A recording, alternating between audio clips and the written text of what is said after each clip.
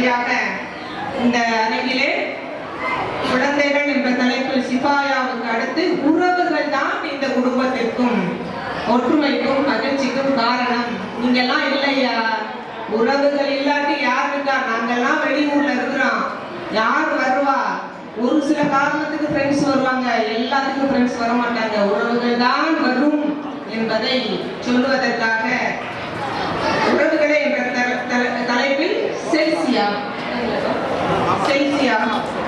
செல்வி Chelsea அவர்களை பேசுவதற்கு அனுமதிக்கிறோம்.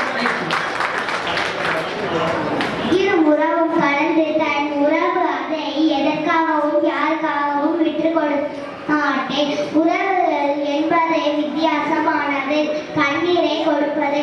அது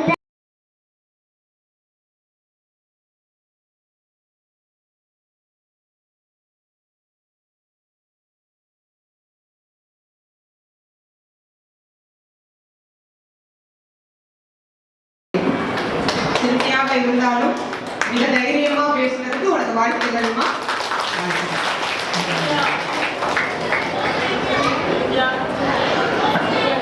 உறவுகள் தான் நமக்கு எல்லாம் தரும் என்ற கருத்தின் அடிப்படையில் உறவுகள் செல்சியா அவர்கள் பேசியிருக்கிறார்கள்.